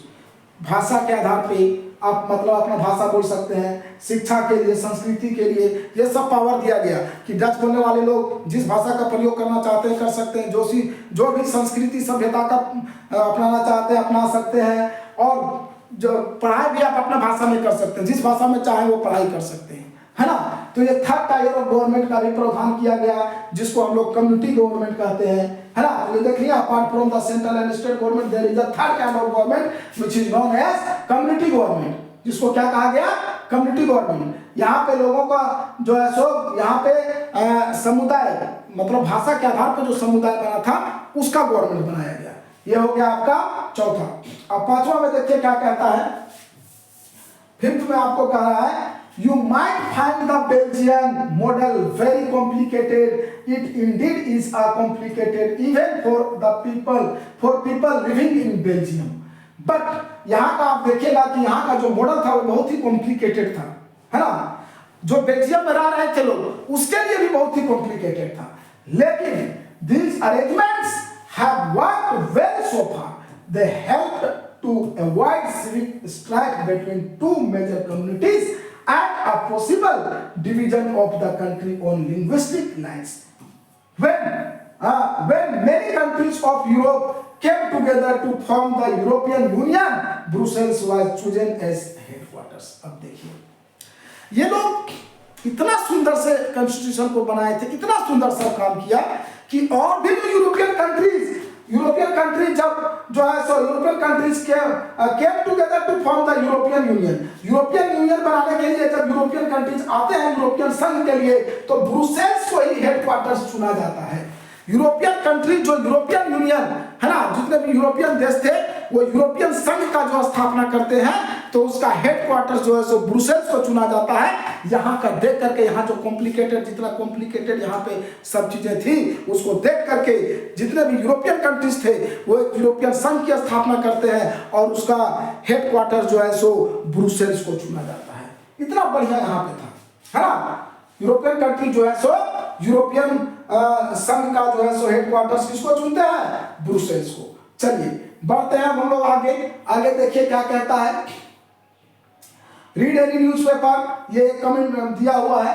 Read any newspaper for 1 week and make clippings of news related to ongoing conflicts of war. कोई भी न्यूज़पेपर पढ़िए और देखिए वहां कोई भी कॉन्फ्लिक्ट चल रहा है, युद्ध से संबंधित कोई मतभेद चल रहा है या वार चल रहा है तो उसको जो सो देखने के लिए कह रहा है। Group of 5 students could pull their clipping together and do the following. 5 लोगों का समूह बनाइए, है ना, और जो है सो जो नीचे दिया गया है वो सब करने के लिए कह रहा है। क्लासिफाई कीजिए ये विवाद और उसका लोकेशन को और अपना स्टेट बताइए, इंडिया या आउटसाइड इंडिया से है ना। फाइंड आउट करने का रहा है कि क्या कारण हो सकता है ये सब कॉन्फ्लिक्ट्स का। अगर विवाद कहीं हो रहा है तो उसको आपको पहले कह रहा है कि न्यूज़पेपर से आप उसको क्लिप कीजिए और ग्रुप में जो है सो डिस्कस कीजिए और ये भी देखिए कि वो विवाद कहाँ का है, इंडिया का है या भारत के बाहर का है और विवाद किस लिए हो रहा है और कितने how many of this are related to power sharing disputes. और इसमें से कितने से विवाद ऐसे हैं जो पावर शेयरिंग से रिलेटेड है, मतलब पावर शेयरिंग का विवाद यहाँ पे चल रहा है। और which of the conflicts could be resolve by working Which of the conflicts should be resolved by working out power sharing arrangements। और कौन से इसमें से विवाद ऐसे हैं जिसको पावर शेयरिंग अगर अरेंजमेंट्स कर देते हैं, पावर शेयरिंग अरेंजमेंट्स को सॉल्व कर देते हैं तो ये विवाद खत्म हो जाएगा। ये सब चीजें के लिए कह रहा है। चलिए देखते हैं आगे स्टूडेंट्स। हाँ, अब आगे देखिए क्या कहता है। What do we learn from these 2 stories of Belgium and Sri Lanka। अब ये जो 2 स्टोरीज आप पढ़े बेल्जियम और श्रीलंका, इससे आपको क्या समझ में आता है। श्रीलंका में देखें जहां सिविल वार चला 1980 के दशक में बहुत सारे पॉलिटिकल पार्टीज का फॉर्मेशन होने लगा और वहां पे सिविल वार छिड़ गया। यद्यपि देश जो है सो आज़ाद हो चुका था आपका 1948 में ही, लेकिन 1956 में एक जो है सो एक्ट पास होता है जिसके तहत सिंहाला को ऑफिशियल लैंग्वेज बना दिया जाता है ना। लेकिन बाद में जो है सो बहुत सारे पॉलिटिकल पार्टीज का गठन होता है 1980 के दशक में और वो लोग जो है सो फिर अपना अलग डिमांड करने लगते हैं, अलग एक राज्य का ही डिमांड करने लगा, एक स्टेट या देश का ही डिमांड करने लगा। कौन सा क्षेत्र में? नॉर्थ ईस्टर्न क्षेत्र में, जहाँ पे तमिल बोलने वालों की संख्या ज़्यादा थी, वो लोग एक अलग देश का मांग कर देता है। लेकिन वही आप बेल्जियम के केस में देखेंगे तो इस प्रकार का नहीं होता है। लोग बड़ा ही ध्यान से, बहुत ही सबकी रुचि को देखते हुए एक संविधान तैयार किया जाता है और 4 बार उसमें संशोधन किया जाता है। 1970 से लेकर के 93 के दशक में संविधान बनाया जाता है और 4 बार उसमें संशोधन किया जाता है और बहुत ही अच्छा से इसको तैयार किया जाता है। 3 टायर्स ऑफ गवर्नमेंट भी बनाया जाता है, 3 स्तर का सरकार उसमें, है ना, जो आप लोग देखे थे। तो क्या कहता है, बोथ आर डेमोक्रेसी, दोनों अभी प्रजातांत्रिक देश है। एक फिर भी they have dealt with the different questions of power sharing differently, लेकिन दोनों में अलग अलग प्रश्न थे, पावर शेयरिंग का अलग अलग था। वहां पे आपका मेजोरिटी मान ही नहीं रहा था, वो कह रहा था कि हम ही करेंगे श्रीलंका में जो करेंगे सो, लेकिन यहाँ पे जो है सो आपका ब्रुसेल्स में मेजोरिटी था फ्रेंच लोग का, वो लोग भी मान गया कि नहीं दोनों का रिप्रेजेंटेटिव सेम होगा। और बेल्जियम पूरा देश में जो है सो डच बोलने वालों की संख्या ज्यादा थी, तो वो लोग भी मान लिए कि नहीं चलिए दोनों का सेम होगा, है ना। चलिए अब देखिए, in Belgium the leaders have realized that the unity of the country is possible only by respecting the feelings and interests of different communities and regions. Belgium के लीडर्स लोगों को ये बेल्जियम से लीडर लोगों ने ये महसूस किया था कि अगर हम लोग को एक रहना है, एक देश में सबको मिल के रहना है, तो सब धर्म के, सब कम्युनिटी के लोगों के फीलिंग्स को, उनका इंटरेस्ट को, रुचि को, उनकी भावना को समझना पड़ेगा और उसको भी हमें लेके चलना पड़ेगा। लेकिन वही है जो है सो श्रीलंका के केस में अगर हम लोग देखेंगे तो वहां सिंहाला बोलने वाले लोग ऐसा नहीं सोचते थे, वो लोग डिसरिगार्ड करते थे किसको, आपका माइनॉरिटी लोगों को, सिंहाला तमिल बोलने वाले लोगों के इंटरेस्ट को, उनके आइडियाज को, है ना।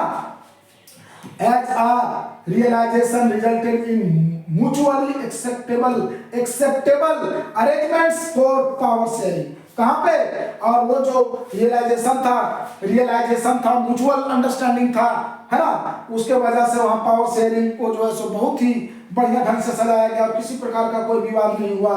लेकिन अगर श्रीलंका के केस में आप देखते हैं तो क्या Sri Lanka shows us a contrasting example, है ना। It shows us that if a majority community wants to force its dominance over others and refuses to share power, it can undermine the unity of the country. अब क्या कहता है कि अब मान लीजिए एक ही आदमी चाहेगा एक ही ग्रुप का, तो क्या होगा, उससे विवाद होगा। और इससे क्या कह रहा है कि अंडरमाइन किया गया था यूनिटी ऑफ द कंट्री को, कंट्री के यूनिटी को अंडरमाइन किया गया, है ना। लेकिन यहाँ पे देखिए क्या हुआ, यहाँ पे देश में जो है सो यूनिटी बना रहा बेल्जियम में, है ना। तो चलिए यहाँ क्या कहता है, undermine the unity of the country, किसके वजह से, क्योंकि यहाँ जो है सो मेजोरिटी ग्रुप के लोग चाहते थे कि हम ही लोग शासन करते रहे, है ना, इसीलिए इस प्रकार से हुआ था।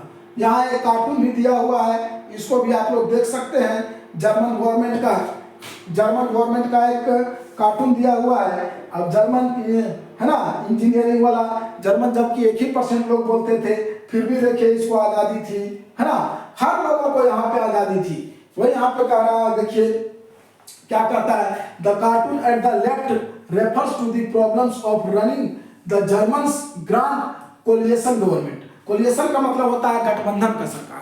गठबंधन कब होता है बता रहे हैं आपको स्टूडेंट्स, जैसे कोई भी एक पार्टी को जब पूर्ण बहुमत नहीं मिलती है तो वो किसी दूसरे पार्टी से गठबंधन करता है और तब जो है सो सरकार बनाता है, तो उस प्रकार के सरकार को हम लोग कोलिएशन गवर्नमेंट कहते हैं। When a single party does not get the majority in election, then he coalites with the another party, है ना, and after meeting with the another party, they form the government. Then such kinds of government is known as coalition government, है ना। तो देखिए यहाँ क्या कहता है, namely यहाँ पे कौन कौन से लोग थे, that includes the 2 major parties of the country, namely Christian Democratic Union and Social Democratic Party। Christian democratic union है और एक सोशल डेमोक्रेटिक पार्टी है। यहाँ पे देखिए, the 2 parties are historically rivals to each other. They had to form a coalition government because neither of them got clear majority of seats on their own in 2005। 2005 के बारे में बता रहा है इलेक्शंस में, ये वाला जो है क्या हुआ था, the take divergent positions on several policy matters but still jointly run the government। बहुत सारे क्वेश्चन मैटर्स में वो लोग जो है सो बहुत सारा डाइवर्जेंट पोजीशन था, है ना, लेकिन फिर भी लोग जो है सो ज्वाइंटली गवर्नमेंट को चला रहे हैं, गठबंधन का सरकार चला रहे हैं। ये 2005 की बात किया जा रहा है। दोनों में से कोई भी पार्टी, ना तो क्रिश्चियन डेमोक्रेटिक यूनियंस के पास पूर्ण बहुमत मिला था और ना ही सोशल डेमोक्रेटिक पार्टी को पूर्ण बहुमत मिला था, लेकिन दोनों जो है सो गठबंधन करके 2005 में सरकार बनाए थे और सरकार एकदम बढ़िया से चलाए थे, है ना। चलिए आगे हम लोग बढ़ते हैं स्टूडेंट्स, देखते हैं आगे अब क्या कहता है। आगे हम लोग और भी देखेंगे विस्तार से, सब कुछ हम लोग देखेंगे एक एक करके। इसके लिए आपको बस हमारे वीडियो में बने रहना है, आपको वीडियो को पॉज नहीं करना है, देखते रहिए हमारा वीडियो, हर कुछ आपको हम एक एक करके समझाते जाएंगे। तो देखिए अब क्या कहता है students, why power sharing is desirable. Power sharing desirable क्यों है ना। तो यहां पर दिया हुआ है, क्या कहता है, 2 different sets of reasons can be given in favor of power sharing। 2 reasons दिया जा सकता है, किस लिए, पावर शेयरिंग के फेवर्स में। इस प्रकार से 2 रीजन दिया जा सकता है पावर शेयरिंग के फेवर में। पहला रीजन क्या कहता है, power sharing is good because it helps to reduce the possibility of conflict between social groups. कोई भी 2 या 2 से अधिक सामाजिक ग्रुप्स के बीच में विवाद को कम करता है, तो इसलिए पावर शेयरिंग क्या है, अच्छा है। Power sharing is good, power sharing अच्छा है। Power sharing is desirable, why power sharing is good या power sharing is desirable, because it helps to reduce the conflicts between the different social groups, that's why it is desirable। different social groups को के बीच में जो है सो विवाद को कम करने में मदद करता है पावर शेयरिंग, इसीलिए ये डिजायरेबल है ना। क्यों डिजायरेबल है, क्वेश्चन है आपका, ये क्वेश्चन पूछा भी गया है एग्जाम में, आप लोग ध्यान से देखिएगा। Why power sharing is desirable, power sharing is desirable या power sharing is good because it helps to reduce the conflicts between the social groups। power sharing is good because it helps to reduce the conflicts between the social groups। पहला point हो गया। since social conflict often leads to violence and political instability, power sharing is good way to ensure the stability of political order। क्या कहता है कि क्योंकि social conflict, जब सामाजिक विवाद होता है तो इससे जनरली क्या होता है, वायलेंस होता है ना। सामाजिक विवाद से वायलेंस उत्पन्न होता है ना, हिंसा उत्पन्न होता है। जैसे आप देखे थे श्रीलंका के केस में वायलेंस हुआ था, सिविल वॉर छिड़ गया। और पॉलिटिकल इनस्टेबिलिटी भी होता है, राजनीतिक इनस्टेबिलिटी भी होता है, पॉलिटिकल इनस्टेबिलिटी, है ना। तो देखिए क्या कहता है, ध्यान से देखिएगा।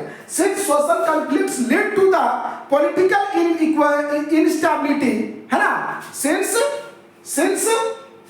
Social conflicts often leads to violence and political instability। ध्यान से देखिएगा, सोशल क्या कर रहा है, देख लीजिए आप, सोशल ग्रुप्स के बारे में बताया है कि यहाँ पे जो है सोशल ग्रुप्स के बीच में विवाद को कम करता है। और चूंकि ये सोशल कॉन्फ्लिक्ट्स जो है सो ओपन लीड करता है कि क्या चीज का, वायलेंस और पॉलिटिकल इनस्टेबिलिटी का। सामाजिक विवाद होगा तो हिंसा होगी, पॉलिटिकल इनस्टेबिलिटी होगा। Power sharing is good way to ensure the stability of political orders. Political orders को स्टैब्लिश करने के लिए पावर शेयरिंग एक अच्छा तरीका है। Power sharing is a good way to establish the political stability, है ना, political order, establish the political order।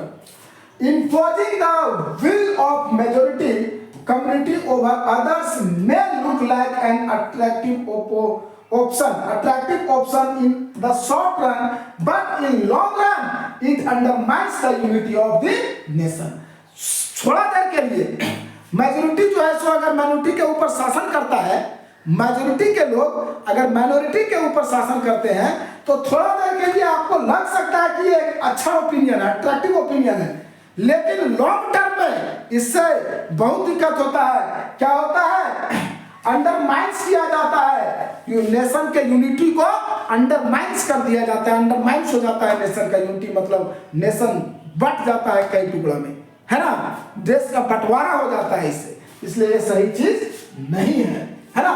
अब देखिए tyranny of the majority, tyranny of the majority is not just oppressive for the minority, it often affects majority adversely as well.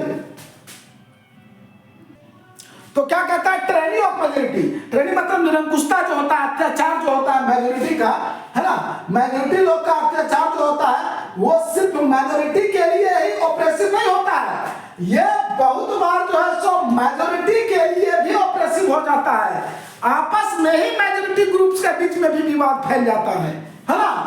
ये सिर्फ जो है सो oppressive minority लोग के लिए नहीं होता है, मेजोरिटी वालों के लिए बीच में भी ऑपरेसिव हो जाता है कभी कभी, है ना। Tyranny of the majority not just oppressive, जो टेरेनी है आपका निरंकुशता है, जो अत्याचार है किसका, मेजोरिटी लोग का, वो सिर्फ माइनॉरिटी लोग के लिए ऑपरेसिव नहीं होता है, कभी कभी मेजोरिटी लोग के लिए भी ऑपरेसिव हो जाता है। There is a second deeper reason why power sharing is good for democracy. एक तो रीजन ये हो गया पावर शेयरिंग डेमोक्रेसी के लिए क्यों अच्छा है, why power sharing is desirable, because it helps to reduce the conflicts between the social groups, है ना। दूसरा रीजन है पावर शेयरिंग, हाँ देखिए power sharing is a very spirit of democracy, power sharing is a very spirit, ये जो है सो democracy का आत्मा कहा जाता है, प्रजातंत्र का जो है सो स्पिरिट कहा जाता है किसको, पावर शेयरिंग को। Power sharing is very spirit of democracy, a democratic rule involves sharing power within those affected by it's exercise and who have to live with its effects. People have a right to be consulted on how they are to be governed. A legitimate government is one where citizens through participation acquire a stake in the system. अब देखिए power sharing जब रहेगा, देखिए हम अपने देश में भी देख सकते हैं कि हर लोगों को वोट देने का अधिकार है, पावर शेयरिंग है, सत्ता की साझेदारी की गई है। अगर ये रहेगा तो किसी एक व्यक्ति के हाथ में सब पावर नहीं रहेगा, सबका पावर शेयरिंग मतलब होता है सत्ता की साझेदारी। और यहाँ पे अभी हम आपको बताए थे 3 टायर्स ऑफ द गवर्नमेंट बताए थे, अब आपको हम बता रहे हैं 3 ऑर्गन्स ऑफ द गवर्नमेंट। सत्ता की साझेदारी अगर 3 ऑर्गन्स ऑफ द गवर्नमेंट के बीच में किया जाता है तो इससे क्या होता है कि इससे जो है सो विवाद होने की संभावना खत्म हो जाती है।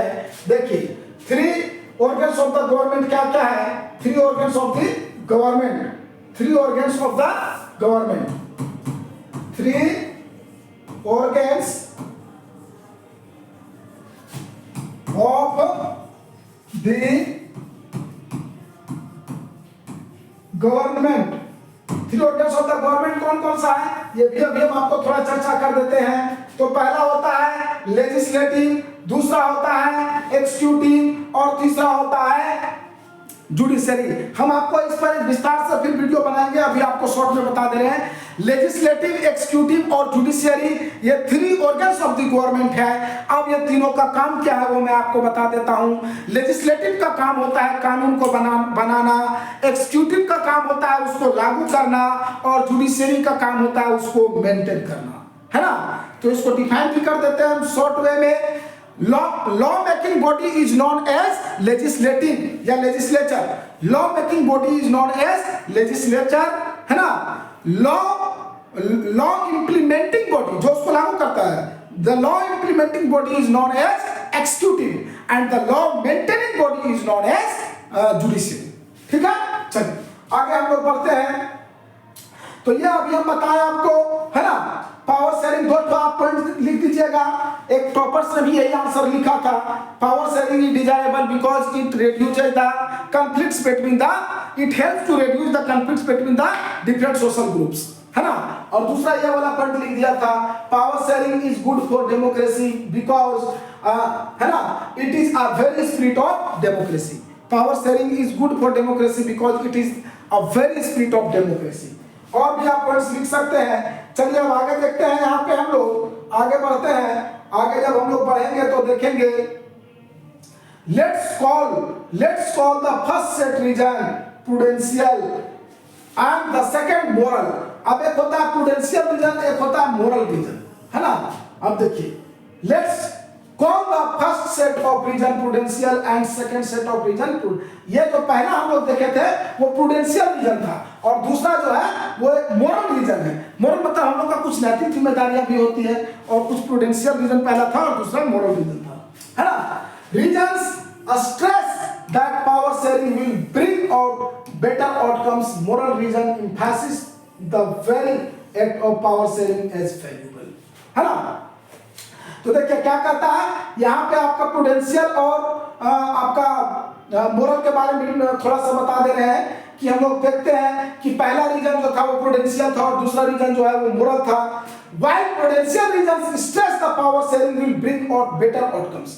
प्रूडेंशियल रीजन्स में ये जोर दिया जाता है कि पावर शेयरिंग जो है सो अच्छा रिजल्ट लाएगा, है ना। Power sharing bring better outcomes, अच्छा आउटकम्स लाएगा, अच्छा परिणाम लाएगा, इस चीज पर जोर दिया जाता है। जबकि मोरल रीजन्स में जोर दिया जाता है कि very act of power sharing is valuable, power sharing जो है सो वो वैल्यूएबल है। मोरल रीजन में पावर शेयरिंग में वैल्यूएबल पर जोर दिया जाता है और प्रूडेंशियल रीजन में पावर शेयरिंग में जो है सो अच्छे रिजल्ट्स पे जोर दिया जाता है।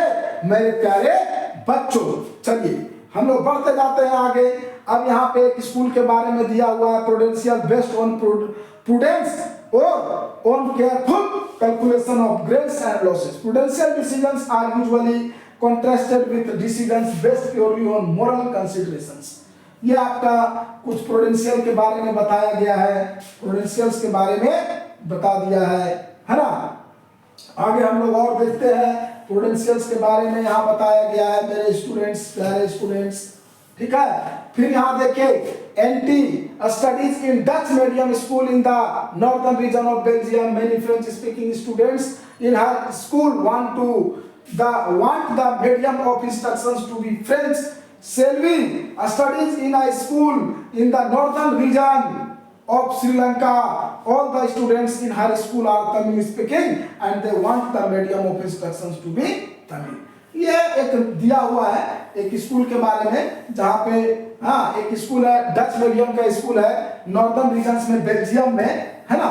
एनिटी वहाँ पे पढ़ती है, एनिटी एक बच्ची का नाम है जो बेल्जियम नॉर्दर्न रीजन में एक स्कूल है बेल्जियम के नॉर्दर्न रीजन में, और वो स्कूल डच मीडियम में चलता है, लेकिन वहाँ पे बहुत सारे फ्रेंच बोलने वाले लोग, है ना, स्टूडेंट्स जो है सो वहाँ पे पढ़ते हैं और वो लोग चाहते हैं कि पढ़ाई का जो माध्यम हो वो फ्रेंच में हो। एक स्कूल है डच मीडियम का स्कूल, है ना, कहाँ पे, बेल्जियम के नॉर्दर्न रीजन में। वहाँ पे बहुत सारे फ्रेंच बोलने वाले लोग स्टूडेंट्स भी हैं और वो लोग चाहते हैं कि जो पढ़ाने का इंस्ट्रक्शंस है वो फ्रेंच में हो, है ना। एक सेल्वी है, वो पढ़ती है कहाँ पे, सेल्वी पढ़ती है जो है सो नॉर्दर्न रीजन में ही एक स्कूल है श्रीलंका में, है ना। और वहां पे जो है सो सारे all the students in her school are Tamil speaking, वहां पे सब बच्चे जो है सो तमिल बोलने वाले लोग हैं। कहाँ पे, जहाँ पे सेल्वी पढ़ती है वहां पे सब तमिल बोलने वाले लोग हैं और वो लोग चाहते हैं कि पढ़ाने का जो माध्यम हो, इंस्ट्रक्शंस हो एजुकेशन का, वो तमिल में हो, है ना। आगे देखिएगा, if the parents of N.T. and Selvi were to approach respective governments to realize the desire of the child, who is more likely to succeed and why? अब ये क्वेश्चन पूछ दिया है कि अगर N.T. और सेल्वी का पेरेंट्स अगर पहुंचते हैं कहाँ पे, गवर्नमेंट स्कूल, तो आप रियलाइज करने के लिए, to realise the desire of the child, बच्चों के डिजायर को, बच्चों की इच्छा को रियलाइज करने के लिए, तो आपको क्या लगता है, who is more likely to succeed, कौन ज्यादा सफल होने का, किसको ज्यादा सफल होने का संभावना है, और अगर है तो क्यों है, किसको सफल होने का संभावना ज्यादा है और क्यों है, ठीक है। चलिए अब हम लोग फिर आगे बढ़ेंगे, आगे देखते हैं स्टूडेंट्स, आगे हम लोग क्या कहते हैं, एक खलील्स का डिलेमा है, इसके बारे में भी आप लोग को हम बताते हैं। खलील जो है ये बैग चला रहा होता है, ये एक स्टोरी है, कहानी है, यहाँ विभिन्न ग्रुप के लोग हैं और वो लोग कैसे जो है सो अपना मंत्री का पद का जो है सो बंटवारा करते हैं, वो सब हम इस कहानी में आप लोग को बताएंगे, है ना। आप लोग लगे रहिए, वीडियो देखते रहिए। हाँ, तो डियर स्टूडेंट्स, आगे का जो टॉपिक्स है वो हम अगले वीडियो में पढ़ाएंगे आपको मैंने पहले ही बताया, इस चैप्टर को हम 2 पार्ट्स में कवर करेंगे। ये हमारा पहला पार्ट है और दूसरे पार्ट में हम टोटल चैप्टर को कंप्लीट कर देंगे जितने भी बच गए हैं, है ना। तो इसके लिए आप हमारे चैनल को सब्सक्राइब कर लीजिए, ताकि जैसे ही हम दूसरा वीडियो अपलोड करेंगे डालेंगे आपके पास तुरंत नोटिफिकेशन चल जाएगा। और अगर आपको हमारा वीडियो अच्छा लगेगा तो कमेंट जरूर कीजिएगा, शेयर जरूर कीजिएगा। और स्टूडेंट, एक और रिक्वेस्ट आप लोग से हम कर रहे हैं, अगर आप लोग को कहीं भी लगता है समझ में नहीं आया तो आप कमेंट बॉक्स में जरूर कमेंट कीजिएगा, हम उसको फिर से समझाने का कोशिश करेंगे। धन्यवाद।